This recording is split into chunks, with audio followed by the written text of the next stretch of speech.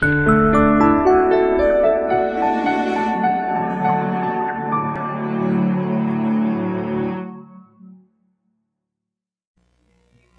noite a todos. Me apresentar rapidamente. Sou mais novinho aí da diretoria, não. Tem gente mais antiga, mas estou no mercado de tratamento desde 78 e passei por algumas experiências, né, que a gente ficava meio num beco sem saída. E quando, na época, o Airi convidou para dar aula sobre cromação de peça plástica, eu pensei, o que eu posso tentar ajudar o pessoal que participa dos nossos cursos a pular certas etapas, não passar o perrengue que a gente passou no começo da carreira e troca de informações e tentar dar um subsídio a vocês. E o desafio de agora seria falar sobre a importância do conhecimento, do treinamento nessa operação de uma planta.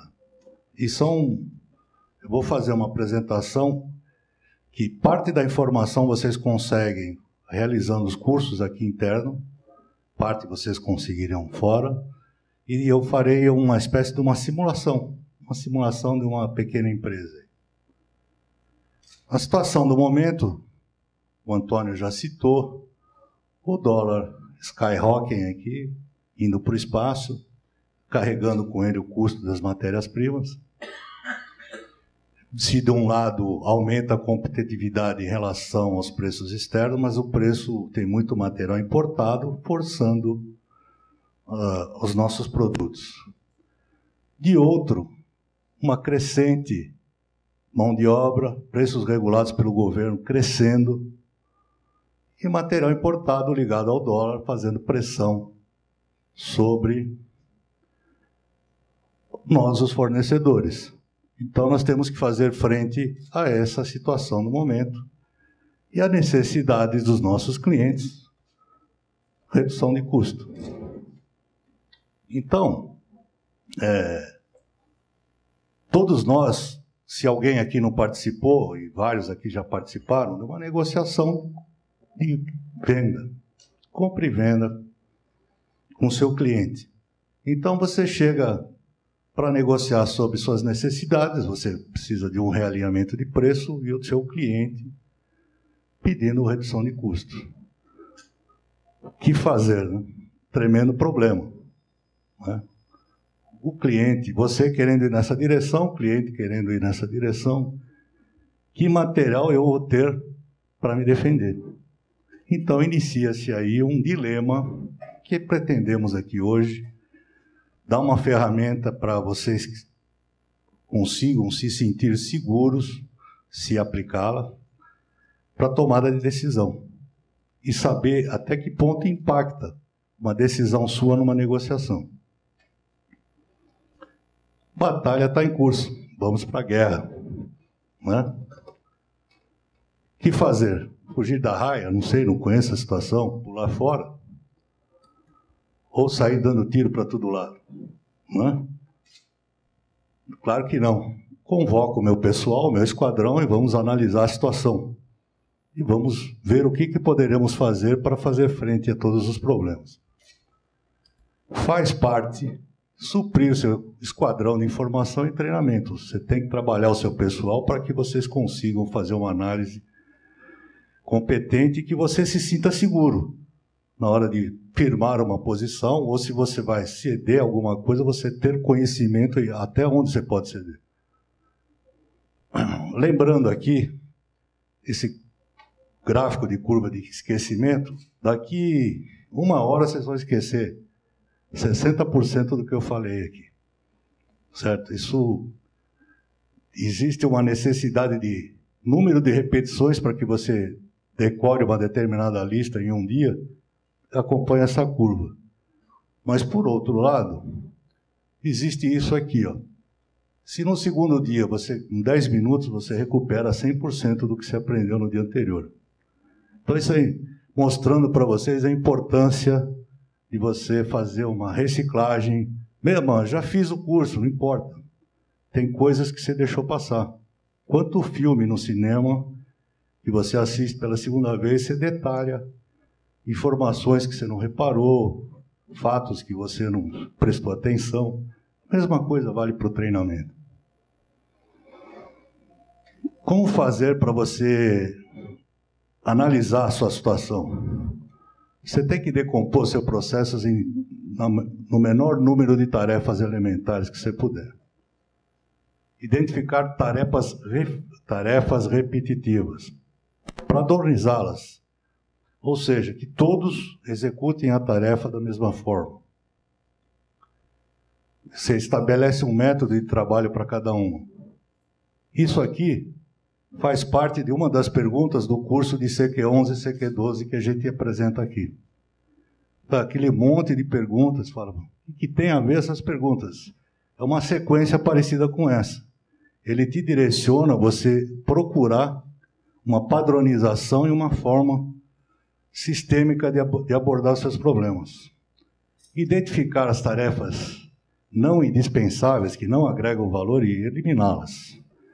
E estabelecer controle e realizar atividades de controle. Começa o seu procedimento aí. Alguns dos cursos que a gente fornece aqui, grande parte deles toca nesse assunto de uma forma direta ou indireta.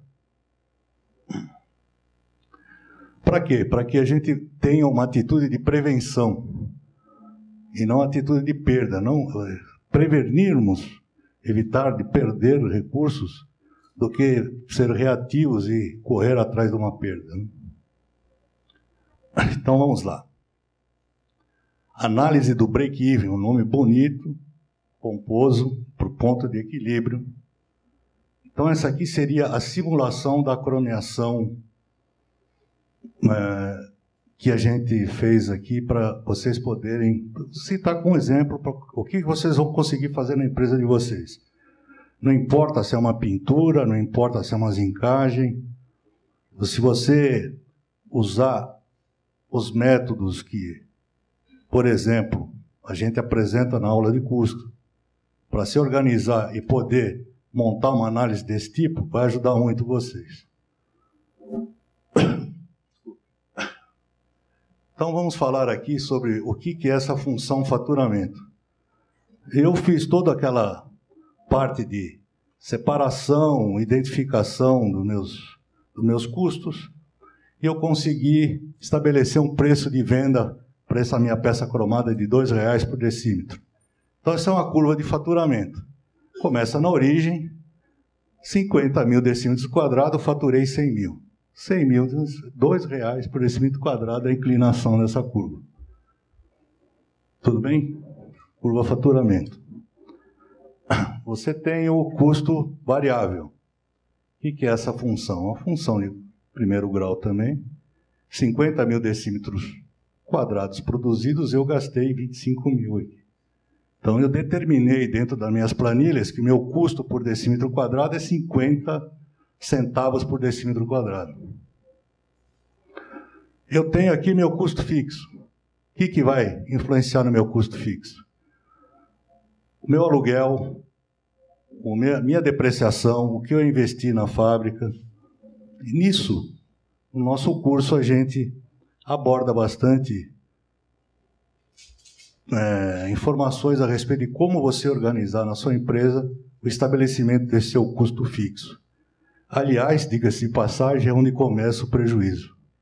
A existência do custo fixo é onde começa o prejuízo. Se você não produzir nada, você vai ter um prejuízo de 75 mil na sua empresa. Então, essa é a curva do custo total, que é a sobreposição do custo variável com o custo fixo. Então, é o custo variável começando a partir do ponto do custo fixo, que aqui no caso é 75 mil. O que representa o ponto de equilíbrio? É o ponto onde você iguala a sua produção, o teu custo de produzir fica igual ao seu faturamento. O que estou mostrando para vocês aqui? A capacidade dessa planta imaginária é de 100 mil decímetros. eu precisei produzir 46 mil decímetros, quase 47 mil, para começar a ter lucro, porque até aqui eu tive prejuízo. É isso que mostra o ponto de equilíbrio. Reinaldo, o que tem a ver isso com a minha negociação? Tem tudo a ver. Porque no próximo gráfico eu vou mostrar o que acontece se você se der nessa tua curva do faturamento. Veja só. Você está com essa curva de faturamento, ele pede que você ceda 10% no preço, teu ponto de equilíbrio já vem para cá, já vem para 50 mil. Se está na moda hoje em dia, várias empresas pedindo 20% de desconto, olha o que acontece com o ponto de equilíbrio. Vem aqui para cima, vai para já 65 mil. Praticamente você tem que trabalhar 65% do mês para ficar no 0 a 0. Para no finzinho do mês, para frente, você ter lucro. Só que não é só isso que acontece. Você tem que tomar cuidado na sua negociação, porque o seu custo variável sobe também. Então, veja só, se você der esse desconto de 20% com o custo variável subindo, teu ponto de equilíbrio vai para 70 mil decímetros. E nesse exemplo, durante esse mês, eu só produzi 81 mil decímetros. Então, teu lucro encolheu muito. Que ferramenta que eu estou falando para vocês? Se vocês se organizarem, montarem suas planilhas de custo, na hora de fazer uma negociação, se você tem certeza da posição sua, você fica mais confiante. Porque eu sei que é um dilema danado você não ceder, falar, vou perder o serviço. Mas é melhor perder o serviço do que ficar no prejuízo, que é essa situação aqui. Né? Se você ajunta aqui 20% com desconto, porque não é só o custo variável que muda. O seu aluguel vai subir com o INPC, o seguro da fábrica vai subir também. Ou seja, seu custo fixo vai dar um pulo. Então, sua curva de custo vai aqui para cima. Você tem que tomar um cuidado danado nessa negociação, porque é muito fácil você entrar numa situação sem saída.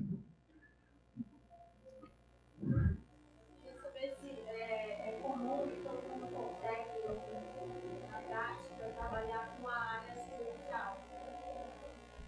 Tá, a gente vai falar isso mais para o fim, tá bom? Então, você percebe que é um cuidado muito grande que você tem que tomar nessa... E a importância de você conhecer teus números, teus fatos, o que acontece na sua fábrica. Né? É muito importante. E também identificar quais são os fatores que podem interferir nessa curva de custo. Então, alguns fatores que alteram o custo variável é a mão de obra direta e indireta. Aqui você vai poder aprender como classificar e como ratear as técnicas normalmente utilizadas para você fazer essa diferenciação. Mão de obra direta é fácil apropriar o produto. Começa a complicar com a mão de obra indireta e o custo fixo. Consumo de insumos. O volume, a velocidade de produção ou a produtividade, fazer mais com menos, também vai ajudar você a diminuir seu custo, certo? A matéria-prima direta, o consumo dela, a matéria-prima indireta, água, energia elétrica, tratamento de resíduo e descarte desses resíduos. Tudo isso altera aquela curva sua de custo total. Não é? Então vamos lá. Você estabelece essa curva de custo, mas tem algumas coisas que a gente precisa mostrar para vocês que interfere numa operação. Até brinquei com o pessoal hoje, né? Não sei por que eu escolhi uma torneira, mas isso aqui é uma estrutura de custo de uma torneira. São 9 componentes, daqui para cá, começa da matéria-prima, cada operação que ele dá um salto agrega um custo aqui. Né? Então você vai indo aqui, corpo fundido, usinagem, acabamento, até chegar na montagem. Então, você vem somando-se os custos. Isso aqui é uma simulação de uma fábrica de uma torneira para produzir aproximadamente 13 mil torneiras por mês. Aí vem agregando valor, aí você adquire um produto novo, a mais-valia, vende, entra um dinheiro e vem aqui no seu caixa. Isso aqui é igual uma instalação hidráulica de uma residência. É o fluxo de caixa da empresa, é assim que funciona. Você alimenta dinheiro e volta aqui para o sistema, vem aqui, parte para o custo fixo e a parte do custo variável vai andando pela fábrica. Bom, essa instalação de hidráulica tem dois defeitos aqui, que está faltando colocar um ladrão aqui, que é o imposto, e eu não considerei calote aqui, tá? É uma operação normal. Isso aqui representa o fluxo de caixa projetado. Para essa fábrica, considerando tudo aquilo que eu falei, de você fazer um apontamento, você vai lá, cronometra as atividades, calcula o custo de cada operação e vai somando e montando esse teu projeto. Então você imagina nessa produção faturar essa quantidade de dinheiro. Mas acontece um efeito no fluxo de peças dentro da tua fábrica. Vamos pegar aqui essa peça aqui, que ela passa por 3 áreas: fundição, usinagem e acabamento.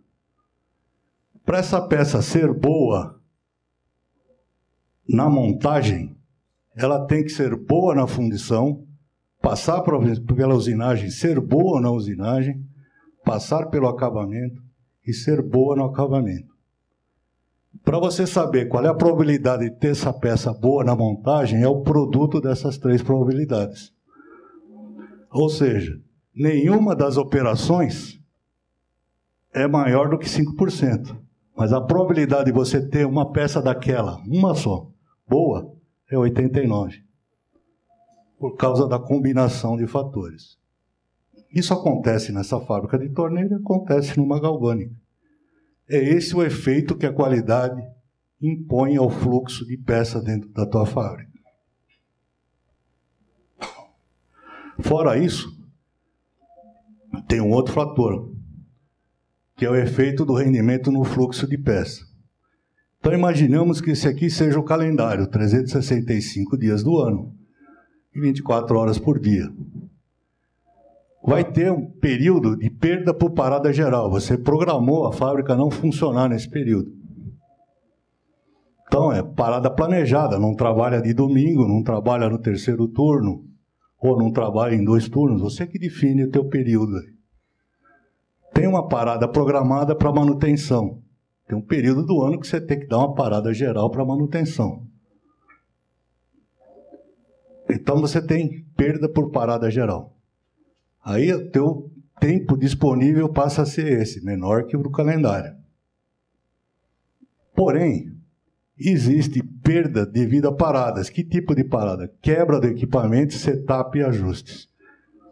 Aí entra um pouco também do SEC11 e entra um pouco também de controle de processo, que o setup é o ajuste de banho. Né? Aí você fica com um tempo de operação menor que o do calendário, menor que o disponível, porque você perdeu.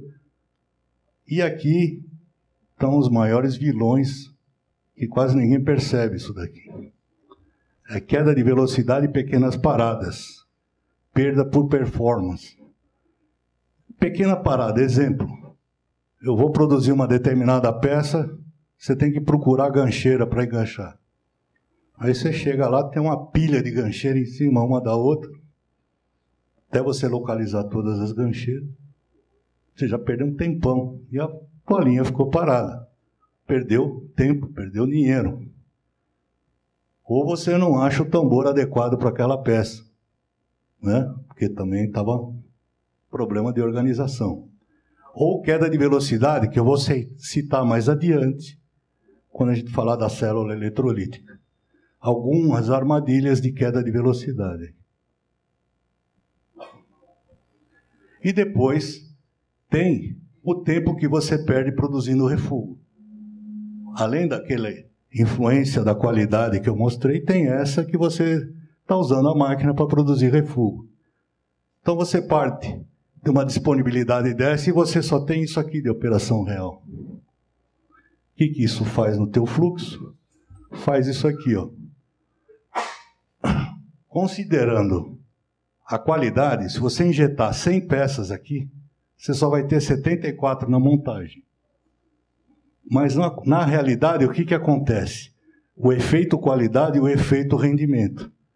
Então, se você injetar 100 peças aqui, você só vai ter 66 na montagem.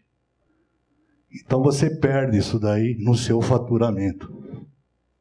Você injeta dinheiro para produzir 100 e o dinheiro vai se perdendo pelo caminho aqui, vai ficando parado por aí. E não chega lá na frente. E aqui eu fiz um quadro mostrando uma relação de competitividade. Isso a gente montou pensando em concorrente externo. Mas como é que eles conseguem vender por um preço tão barato? Quando você faz aquela avaliação puramente teórica, sem considerar rendimento e problemas de qualidade, aquele cálculo bonitinho ia dar 358 mil de faturamento e um lucro de 119 mil. E eu teria um preço de venda de 27,68. Com o problema da qualidade, o meu faturamento caiu para 305, porque diminuiu. Pensando só no problema da qualidade, sem pensar no rendimento. Continuo com... Eu estou chamando aqui de custo variável unitário, é só para ter uma ideia, que foi acumulando perdas ao longo do caminho. O que aconteceu? Né? Depois, com o efeito do rendimento. Só o efeito do rendimento, você já viu que o teu lucro caiu para R$521, que era de 120 mil reais, caiu para 500. Mas, na realidade, numa operação, as duas coisas acontecem junto. Então, já estamos aqui num prejuízo de 18 mil. Se eu quisesse ficar no 0 a 0, eu teria que estar vendendo essa peça a 30 e 33. Se eu quisesse ter 50% de lucro, teria que estar vendendo a 45 e 49. E se eu quisesse ter o mesmo lucro que eu pensei quando eu fiz o projeto, eu teria que estar vendendo a 47 e 30. Uma diferença de competitividade aí. Se você não conhecer sua operação, não conhecer seus números, você vai cair numa falácia dessa e você vai estar perdendo o jogo aí. Vamos à nossa linha. Então, nós temos aqui um fluxograma básico. O que nós vamos fazer aqui? Vamos montar essa linha. Eu vou definir aqui a posição. Eu preciso calcular primeiro como eu vou operar. Eu vou colocar aqui 6 gancheiras no banho para produzir a peça. Ou vou colocar 6 tanques menores, um para cada gancheira. Vou fazer tanques com 2 gancheiras. Tudo isso vai definir a velocidade da sua instalação. Se eu vou definir a quantidade de água de lavagem ou não, vai depender do processo que eu tenho de tratamento no fim. Tem curso aqui falando sobre tratamento de efluentes, onde vocês vão poder identificar as diferenças de lavagem contínua, de lavagem com cascata e evaporador, lavagem estacionária. Cada uma tem a sua especialidade, mas, de uma maneira geral, se coloca 3 lavagens depois de uma operação de niquelação, com o drag-out, e você consegue fazer recuperação do material no fim.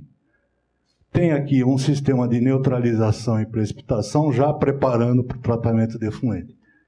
Tudo isso, como fazer, o que influencia, quantidade de tanques de lavagem que você terá. Você colocar um maior número de tanques de lavagem, você pode diminuir o consumo de água, mas em contrapartida você vai ter uma ocupação de área maior. Tudo isso você tem condição de avaliar com os ensinamentos aqui.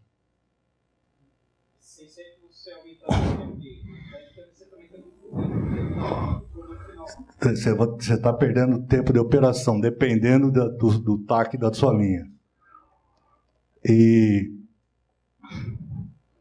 quer? Você vai também aumentar o espaço, você vai aumentar o tamanho da sua máquina.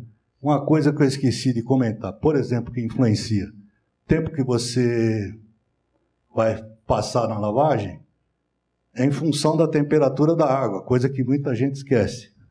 Que a solubilidade da água altera com a temperatura.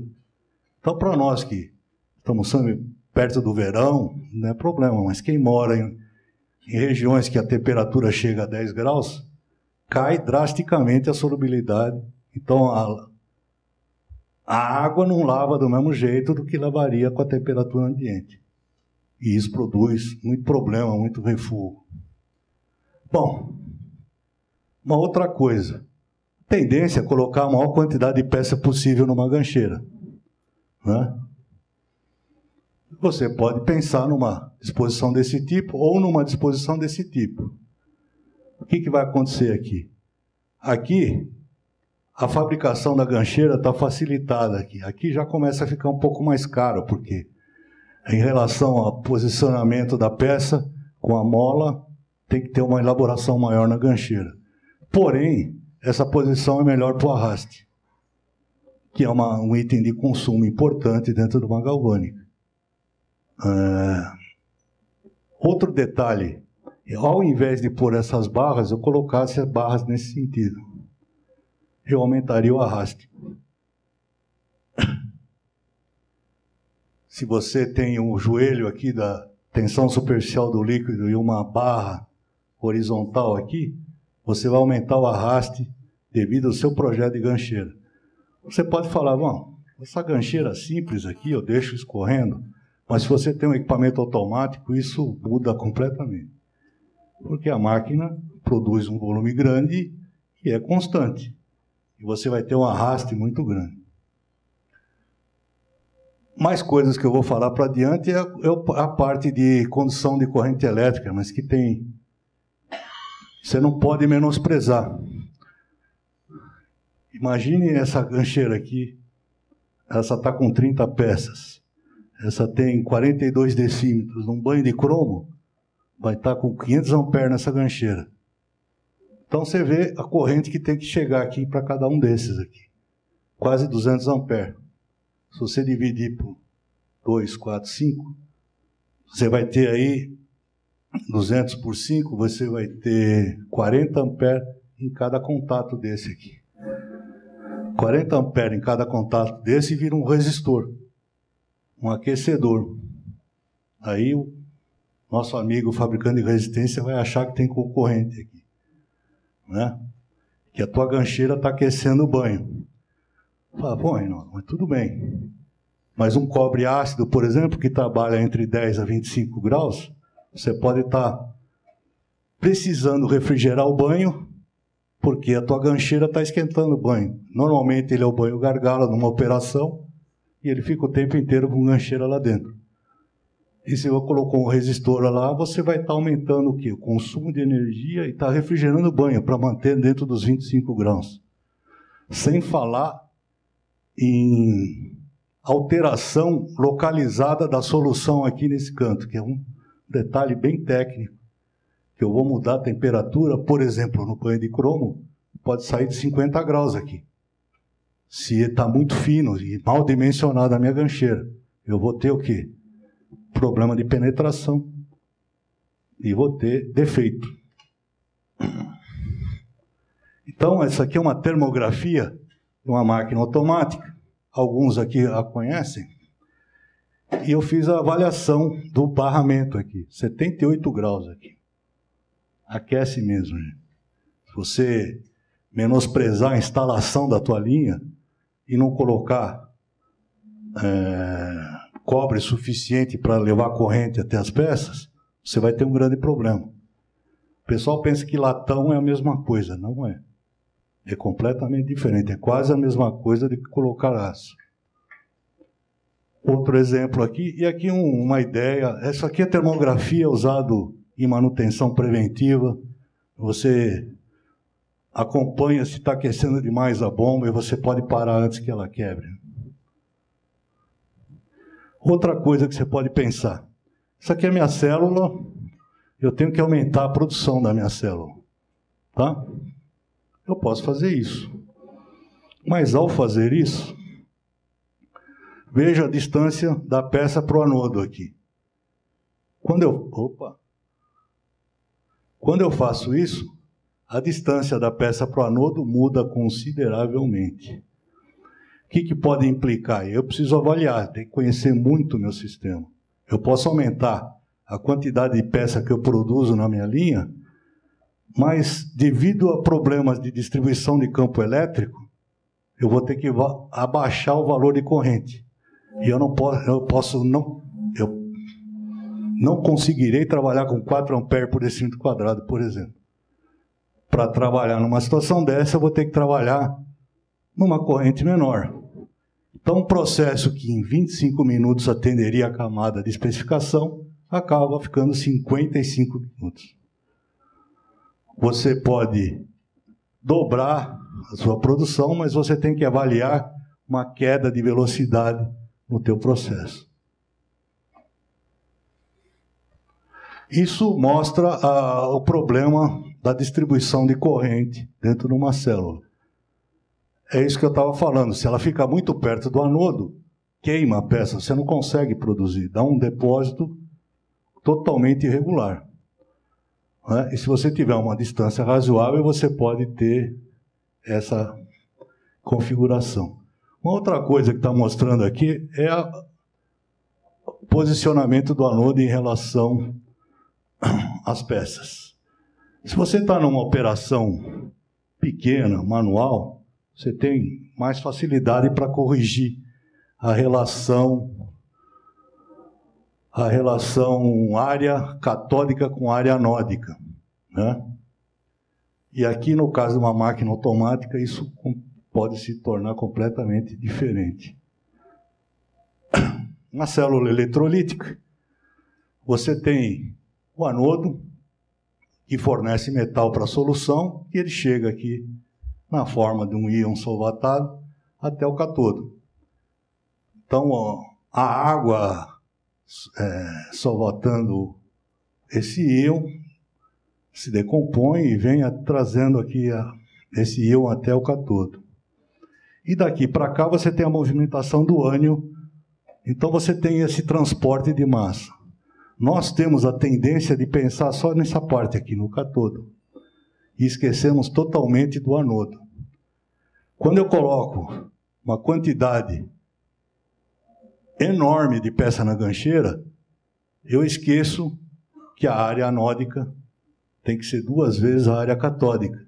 Posso lotar minha gancheira de peça, mas eu vou perder essa relação.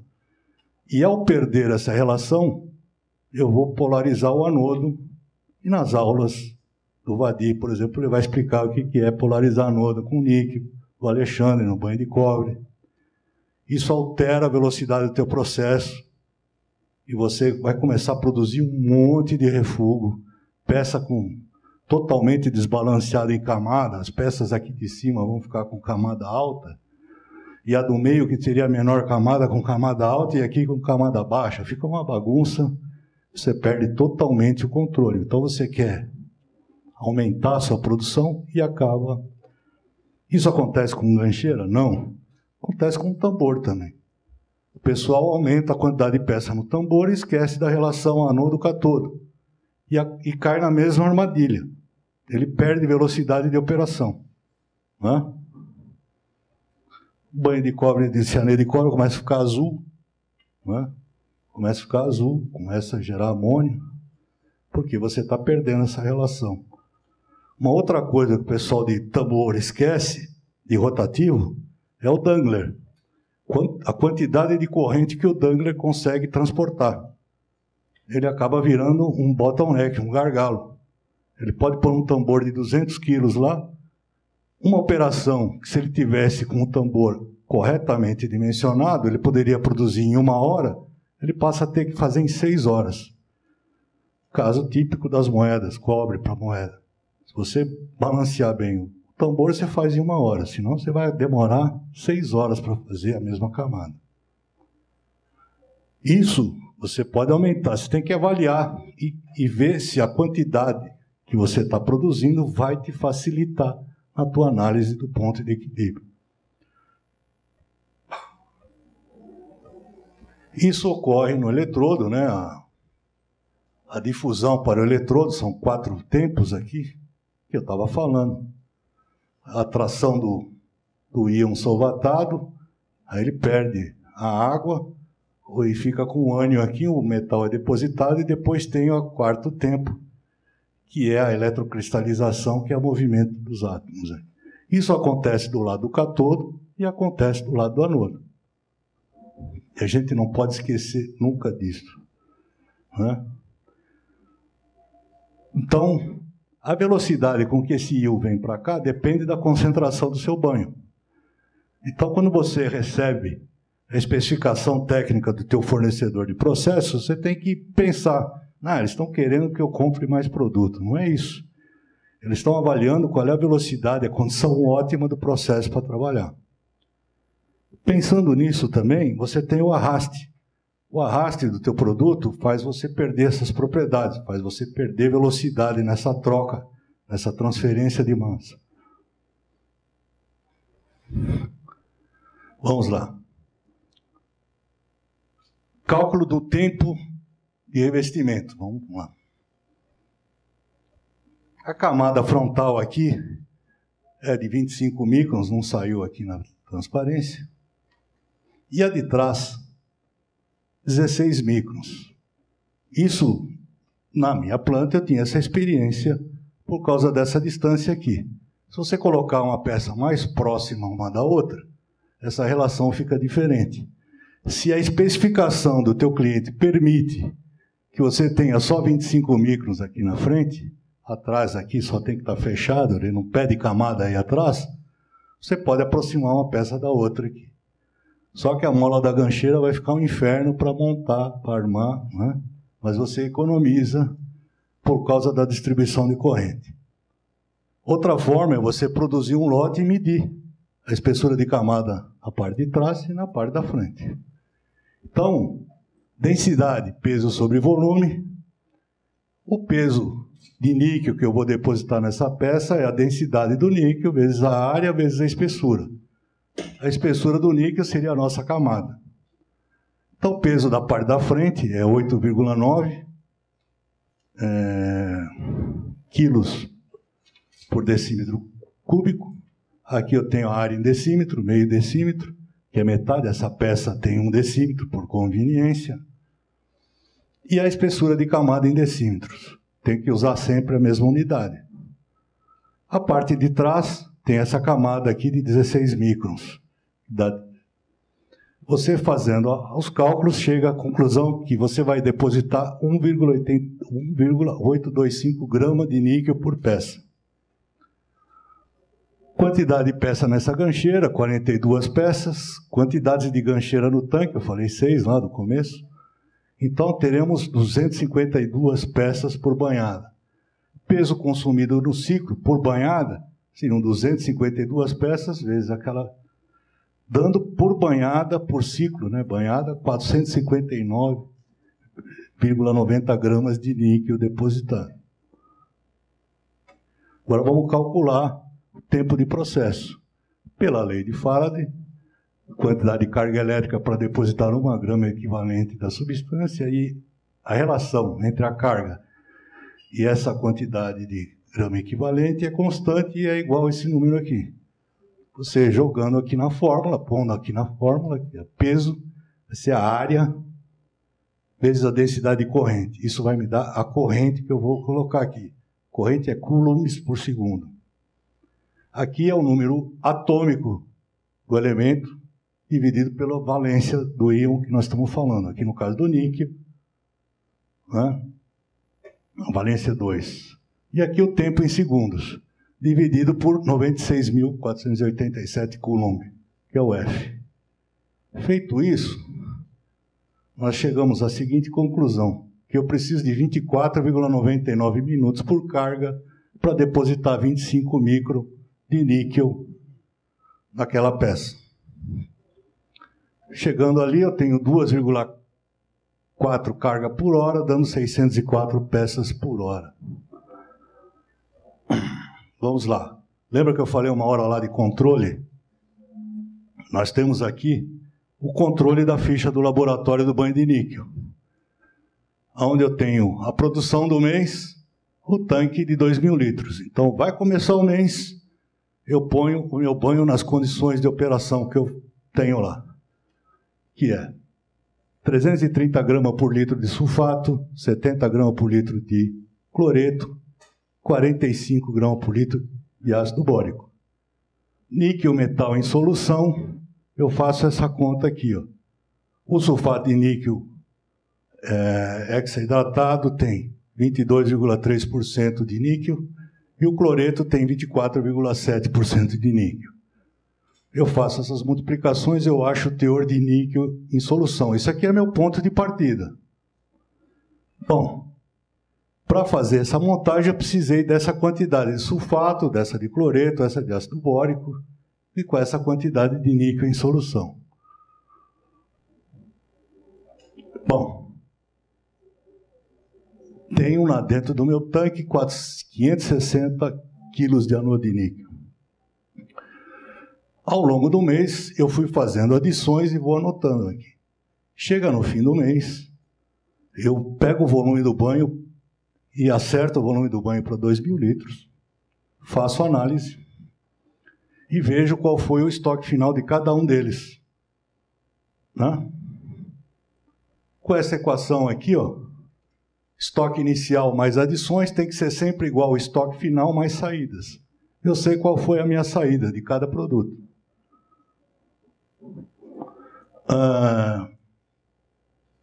Chegando lá, eu tenho esse consumo aparente aqui de saída. Saiu 182 quilos de níquel. Foi isso que eu apliquei nas peças? Não. Né? Eu apliquei aqui na peça 152 quilos. Por quê? O ácido bórico ele não participa da reação. Então eu posso fazer o seguinte. Eu posso, no começo de um dia qualquer, ponho a água limpinha no dragout e fico produzindo o dia inteiro. Analiso quanto de ácido bórico eu arrastei e, fazendo essa divisão, eu calculei qual foi o tamanho do arraste. E eu calculei que, para esse tipo de operação, eu tenho 4,08 ml por decímetro quadrado de arraste. Se eu fiz essa produção e fiz essa saída, significa que o correspondente é o arraste. Então, eu consigo descobrir quanto vai para a minha estação de tratamento de efluente. Vai 110 de sulfato, 23 de cloreto, e eu jogo fora 30 quilos, se eu não tiver recuperação, 30 quilos de níquel, porque tinha 30 quilos de níquel em solução. Eu faço a subtração disso, com isso, eu tenho quanto foi colocado nas peças. 152 quilos. Para que toda essa conversa? Para você ter controle da sua fábrica, gerencial, operacional, você fica sabendo se alguém deu um perdido no teus anodos de níquel ou não. Isso é uma forma de você controlar a sua operação e ter segurança operacional. Vamos fazer uma conferência. Eu produzi 81.900 mil decímetros. Lembra que eu tinha calculado quanto de níquel ia no começo teórico? Fiz a conta, eu teria que ter gasto 149 quilos de níquel. Na realidade, eu medi 152. Eu tive uma variação de 1,67% maior. É razoável? Eu diria a você que é. Porque você não sabe quanto que depositou no arame das gancheiras. Né? Alguma coisinha você perde. Mas se essa diferença fosse 30%, você já ia ficar esperto. Maior ou menor. Tá certo?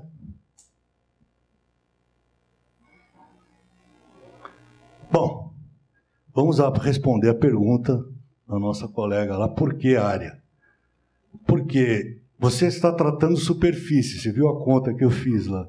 Você usa a espessura. Né? Pode ser muito conveniente para alguns compradores receber o preço por quilo. Ou mesmo por decímetro quadrado. Esse de decímetro quadrado que eu usei é um relatório gerencial para você se conhecer internamente na sua empresa. Porque o peso da peça, cada um vai ter o seu.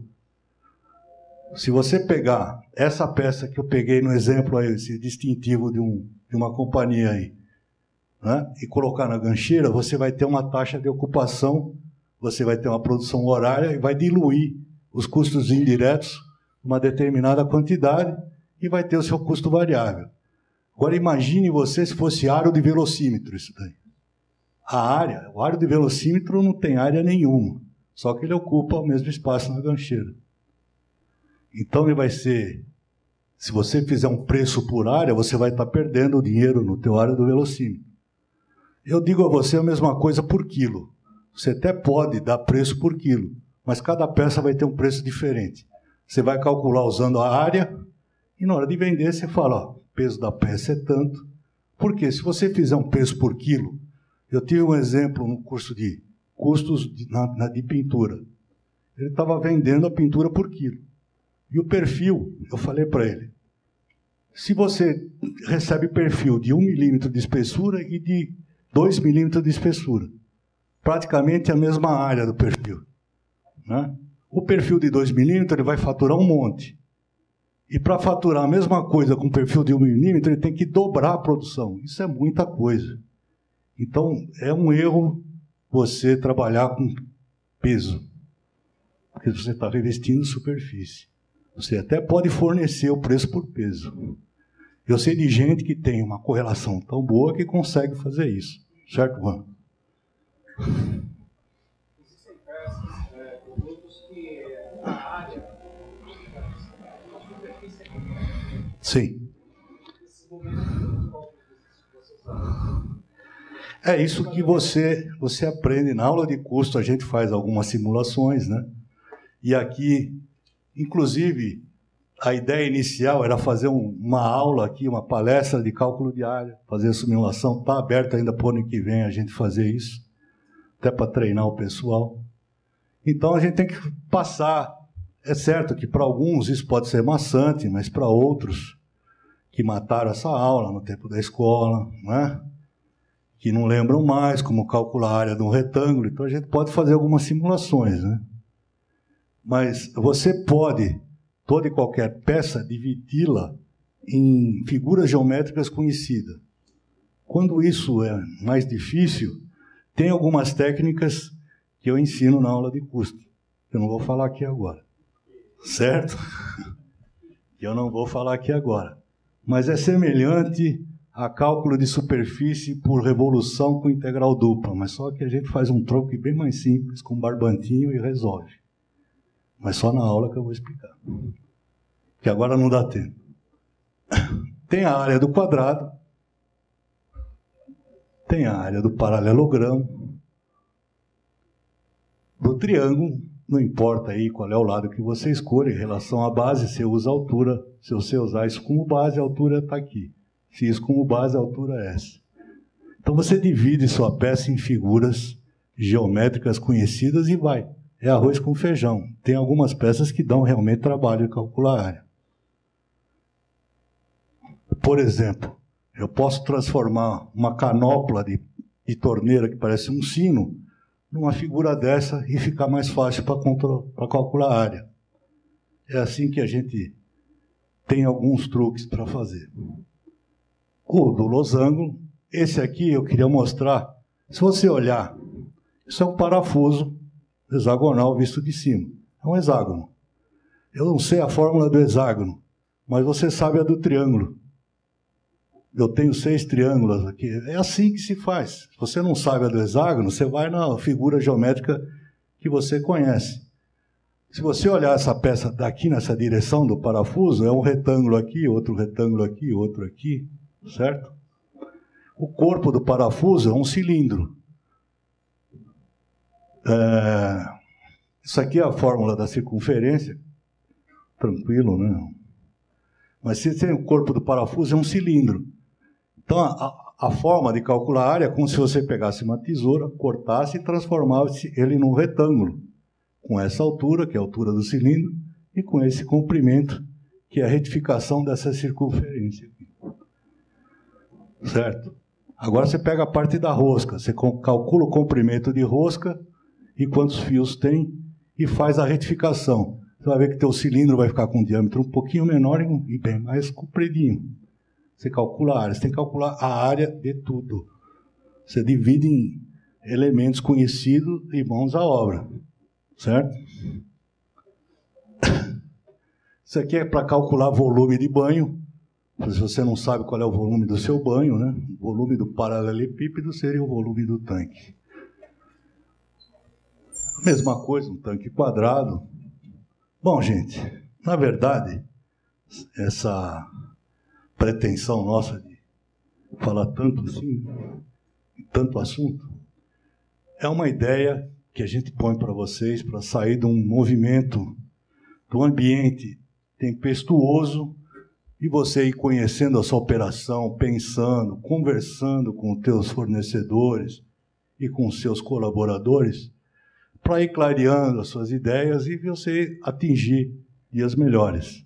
E para você se sentir seguro e bater o pé, falar, esse desconto eu não posso ceder porque eu vou quebrar. Eu prefiro não fazer a peça para você. Até logo. Não é? E sem ficar com dor de consciência, porque você estudou e avaliou corretamente a sua situação. Né?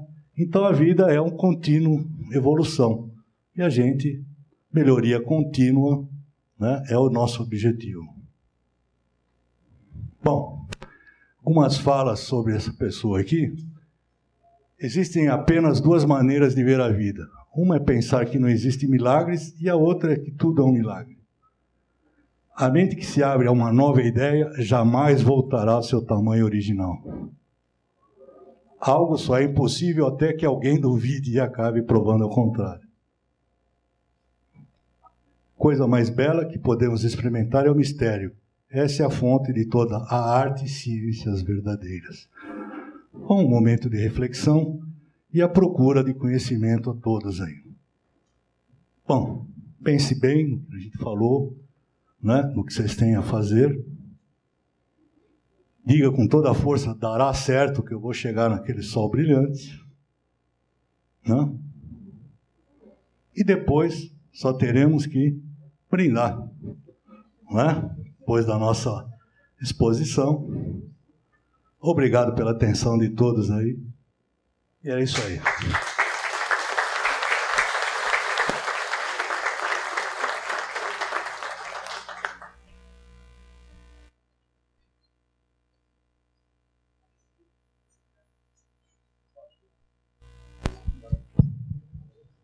Pessoal, eu tenho que agradecer ao professor Reinaldo, que fez essa excelente exposição ainda dentro do tempo que a gente deu para ele. Ou seja, ele já mostrou que ele calculou muito bem.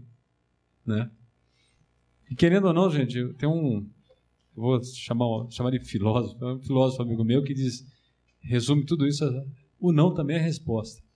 Você vai calcular uma peça que dá prejuízo, você vai produzir uma peça que dá prejuízo, só se tiver um monte de peça junto que dá lucro, para você não perder o cliente. Do contrário, sinto muito, você vem só com uma peça que me dá prejuízo, e se ele quer 20% de redução, ele que me dê mais um monte de volume de peça para me poder, no final, conseguir o meu lucro. Porque senão eu não vou dar os 20% que ele quer e ficar com prejuízo para mim.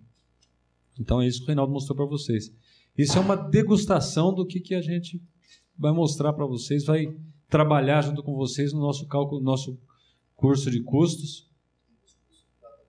e nos custos de tratamento de superfície. Ou seja, eu ainda disse isso na nossa reunião de hoje, que eu costumo repetir para os nossos alunos, que às vezes um insight que ele consegue no curso aqui, banca todo o valor que ele pagou no curso, o curso praticamente sai de graça e ainda sai com lucro no bolso, porque ele leva isso para dentro da empresa dele, e dentro da empresa dele ele consegue reverter um processo que muitas vezes ele já tinha se equivocado lá atrás e estava com prejuízo, ele consegue reverter isso e encantar o cliente ainda. E esse é o objetivo nosso, que vocês encantem os seus clientes e estejam cada vez mais junto com a gente.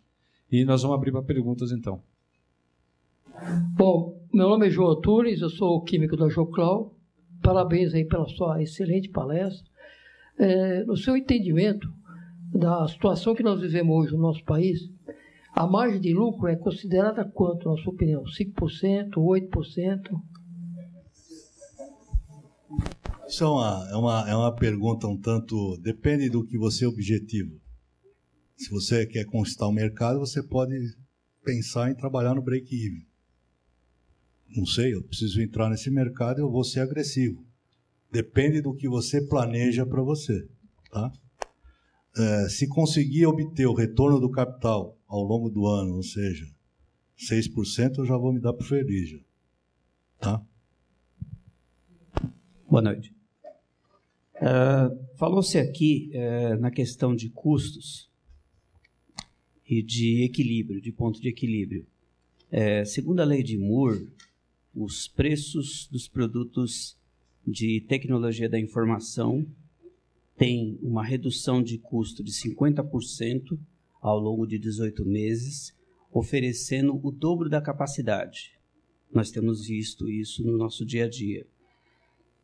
Como lidar com essa situação, já que as Galvanos sofrem uma pressão dos seus clientes? Como lidar com essa situação? Porque você fala de break-even point, mas eu fico lembrando assim de um filme como Titanic, onde o sujeito tem uma tábua sobre a superfície do mar e aquele é o único ponto de salvação.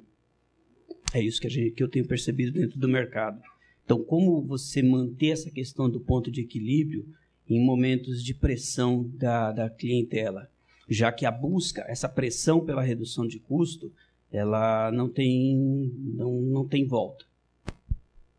Bom, o que eu posso dizer para você é que eu estou oferecendo uma ferramenta de análise. Eu sei que tem muito pouca gente que utiliza esse tipo de ferramenta de análise como apoio numa negociação. Então, eu estou convidando as pessoas a conhecerem realmente o custo da sua estrutura, certo? E você se posicionar perante o mercado. Se você verifica que o mercado está fora, pode ser duas coisas. Ou eles não conhecem o que estão fazendo, ou você está com tecnologia defasada, ou você tem problema de operação, certo? Então, é isso que eu proponho, porque nos dias de hoje, sem esse conhecimento, você participar numa negociação dessa é muito cruel, porque você vai falar, não, mas será que eu perdi uma oportunidade de girar o dinheiro dentro da minha empresa? E quando você, dentro da sua estrutura de custo, da sua instalação, da que a tecnologia te permite, tá? Você tem que saber o que você está fazendo. Produto de alta tecnologia, eles forçam esse giro tão forte para a inovação. É uma forma de estar sempre fazendo lançamento novo, porque em lançamento novo eles conseguem uma margem interessante. E aí depois, quando ele tem um novo lançamento, o lançamento antigo já começa a ter ele pode abrir mão de muita margem. E o nosso mercado não é esse. O nosso mercado é um mercado industrial. Eu não estou trabalhando em mercado de varejo. Estou trabalhando, se bem que a indústria da tecnologia também não trabalha em varejo.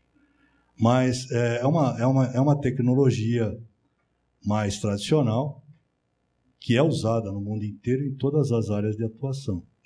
E se eu não souber quais são os fatores que vão fazer com que eu trabalhe com o menor custo possível, eu não vou ter certeza para a participação de uma negociação dessa.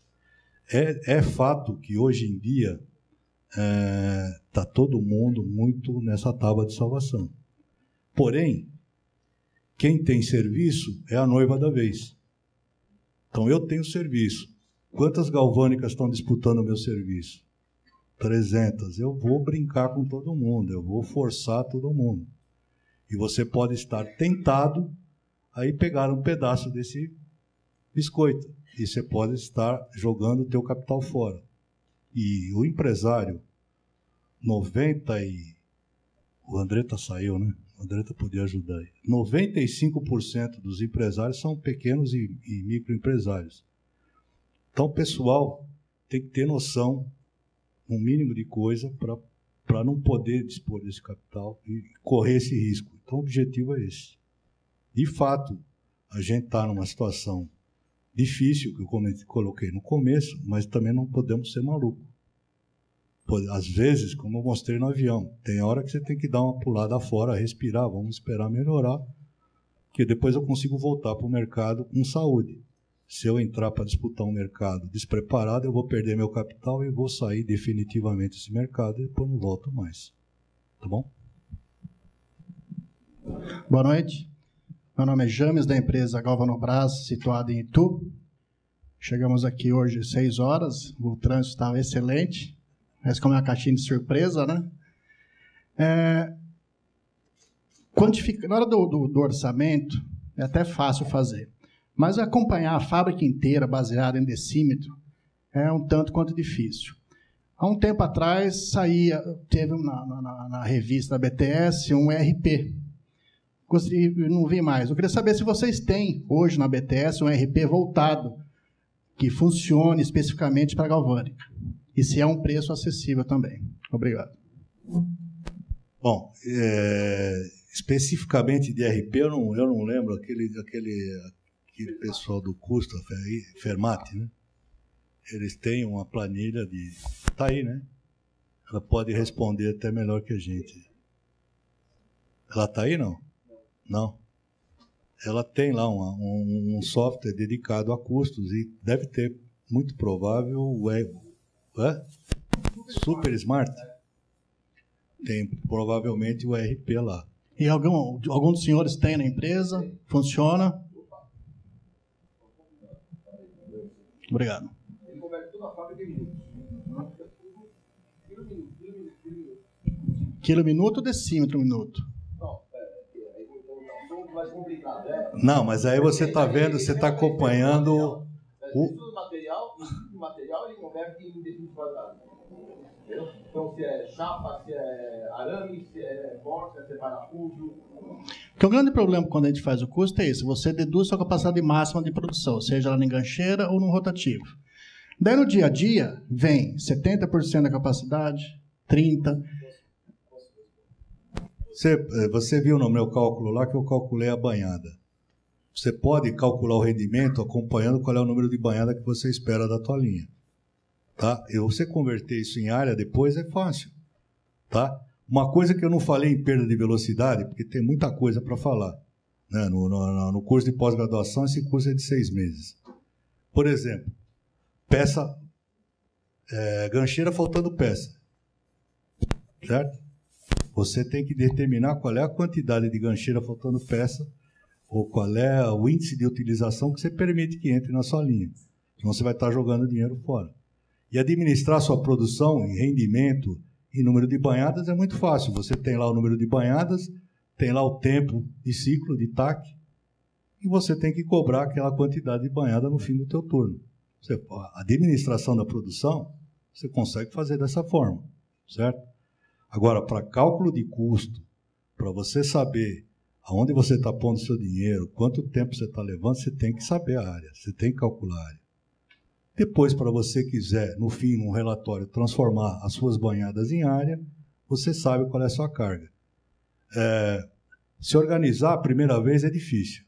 Depois se torna algo repetitivo e fácil de você tocar a sua fábrica para diante. Tá? Reinaldo, meu nome é Edmilson, sou da General Motors. Eu tenho uma dúvida. Para peças, eu vi, pelo que você mostrou na sua brilhante apresentação, existe receita para se controlar o processo da maneira correta, do jeito que deve ser. Eu tenho uma dúvida. Peças injetadas em plástico, a gente tem um software que se chama MoldFlow para verificar o comportamento da peça após injeção, se tem empenamento, como vai ser o comportamento de tensão residual, que tudo compromete isso na cromação. Existe algum software para desenvolvimento de gancheiras de cromação? Existe. Lá fora existe software para projeto de gancheira e dimensionamento de gancheira. Tá? Aqui nós não temos nada disponível. No Brasil, não. No meu caso, eu mesmo fazia os projetos e fazia o cálculo de passagem de corrente peça a peça, porque é muito importante que você estabeleça qual é a capacidade correta para que você não tenha essa perda de aquecimento irregular E aquilo que eu falei, do arame de inox, que faz o último contato, ele é fundamental, ele não é para ser desprezado. Tem muita peça que o pessoal fala, pô, eu não consigo fechar o banho de cromo. Inferniza a vida do fornecedor de banho de cromo. Né? O cara da Anio ia lá, matava ele lá, o que estava acontecendo? Era o arame que estava esquentando e o banho naquela região ficava fora de temperatura e ele não funcionava corretamente. Quando eu mostrei aquela célula, as 4 sequências que o íon vai se aproximando, existe essa fórmula que o pessoal recomenda para você usar, e se o arraste for muito grande, você tem que fazer reposições constantes. Né? Dependendo da especificação do teu cliente, por exemplo, quando a gente exportava a peça para a Turquia, eu era obrigado, eu operava em 3 turnos. A cada 2 turnos e meio eu tinha que parar e tratar o banho de níquel. Porque senão dava 7 milivolts a menos da camada do semibrilhante para o brilhante, eles podiam devolver o container de lá. Então você tem que conhecer de fato e para não perder dinheiro e jogar dinheiro fora. Agora, uma parada de linha dessa é algo que incomoda. Uma outra coisa que eu não falei, né? Que a gente tem. Por exemplo, eu quero aumentar minha produção. Eu faço um barramento com 6 gancheiras com quase 2 metros de altura. Você imagina a quantidade de anodo que você tem que pôr dentro do teu tanque. Né? No meio turno de produção, você já perdeu a relação área anodo e catodo. Você vai ter que repor anodo de novo, senão cai naquela armadilha. Então, você tem que pensar muito bem no seu dimensionamento, tanto numa grande instalação quanto numa pequena. Ou seja, tem forma correta de controlar o banho, dá para você procurar. E para dimensionamento de gancheiras, existe aí um projeto nosso, que você já sabe, que a gente está pensando em apresentar para todo mundo aí. Mas isso vai para a próxima gestão, tá bom? Obrigado. Olá, meu nome é Mariana, eu sou da revista Tratamento de Superfície, aqui da associação. Na verdade, eu queria fazer uma pergunta um pouco mais econômica e política. O Banco Central divulgou na semana passada, na sexta-feira, mais um relatório falando sobre a projeção de PIB. Ontem o governo, acho que deu uma previsão um pouco melhor, mas o Banco Central está dizendo que a gente vai cair 3,15% em 2015. A indústria parou, né? Grande parte da indústria parou, e isso reflete muito no nosso setor de tratamento de superfície. Eu queria saber, na sua opinião, o que o governo pode fazer em todas as esferas, tanto municipal quanto federal, estadual, já no próximo ano, em relação às indústrias, para que a gente tenha um pouco de consequência positiva já para o nosso setor no próximo ano. Eu poderia estar no lugar do Levi se eu soubesse essa resposta. Mas vamos lá. O que a gente pode fazer é fazer a nossa parte, né? Nossa parte é tentar ser competitivo. Eu lembro de ter lido um artigo a respeito de comparação da nossa competitividade com os outros países de fora. Nós não estamos tão distantes assim. A gente consegue ser competitivo. O custo do Brasil é que emperra a gente, né? Tem muito produto importado que ele já entra 25% mais caro do que os nossos concorrentes lá de fora. Mas isso não interessa, nós temos que fazer a nossa parte e procurar, né? Evitar que amigos nossos fiquem viajando constantemente para a Argentina, para o México, para ir ver peça que podia estar sendo feita aqui, né? Mas essa diminuição do custo do Brasil, eu espero que a gente consiga mudar logo, recentemente, isso aí. Mas se eu soubesse de fato a resposta, eu estaria no lugar do Levi lá, fazendo alguma coisa, tá bom? Pessoal, essa é a última palestra da minha gestão como presidente da BTS. Eu compartilho com vocês que foi uma etapa desafiante da minha vida, conhecer de outra posição os desafios dos nossos mercados, e ainda mais o país passando por uma transição dessa aí, que realmente é complicada. A pergunta da moça é procedente, mas a resposta do Reinaldo, se eu pudesse fazer uma analogia, eu diria o seguinte: o moço perguntou como é que eu vou calcular a área da peça, qual os desafios. Muitas vezes você olha no velocímetro do seu carro, você sabe que o posto de gasolina está longe, mas você olha ali, o ponteirinho já está entrando na reserva, mas você sabe que consegue chegar até o posto. Essa é a ideia. Muitas vezes o custo da peça está te dando uma margem tão pequena, mas você vai ter que trabalhar com aquela margem para não perder o cliente. Ou quando você está com uma panela quente no fogo, primeiro você vai lá e enfia o dedo para saber se dá para você pegar. Você não vai enfiar a mão logo de cara e queimar a mão. Ou você põe a mão na alça da panela para ver se dá um toquinho, para saber se você vai suportar aquele calor. Porque se você não suportar o desconto que o teu cliente está pedindo, você quebra a tua empresa. Você quebra a tua empresa e está fora do mercado. Se está fora do mercado, perdeu a graça para você. Você sai do jogo. E o teu concorrente agradece. Então você vai ter que tocar para saber se você pode pegar. Ou seja, você vai ter que ter esse discernimento do custo para saber se você pode aceitar. Para saber até onde você pode chegar. Até onde você pode flexibilizar para concorrer e não quebrar. Então eu agradeço ao professor Reinaldo por essa apresentação dele, muito boa. E agradeço vocês por estarem aqui. Agradeço ao pessoal da BTS que confiou em mim esses 3 anos de gestão. E antes de eu entrar, na verdade, confiou no voto para eu poder trabalhar esses 3 anos. E eu tenho certeza que com as informações que eu tinha, eu fiz o melhor pela BTS. É lógico, com informações novas, outras pessoas poderão fazer trabalhos novos. E esse é o desafio, essa é a vantagem de poder renovar a cada dia. A cada dia que a gente acorda de manhã, a gente tem a oportunidade de fazer diferente. Existe um filme chamado Feitiço do Tempo, e quem não assistiu eu recomendo. É mais ou menos isso. O dia pode até ser o mesmo, mas você pode trocar, pode mudar ele. E é isso que a gente todo dia de manhã tem essa oportunidade. Essa nova gestão vai acordar um novo dia no ano que vem, com os desafios novos, frutos desses e outros que virão, e eu vou estar junto com eles para poder, dentro das possibilidades, apoiá-los, e vocês também estando junto para apoiar a gente, estando aqui. Ok? Muito obrigado pela presença de vocês, e um aplauso ao professor.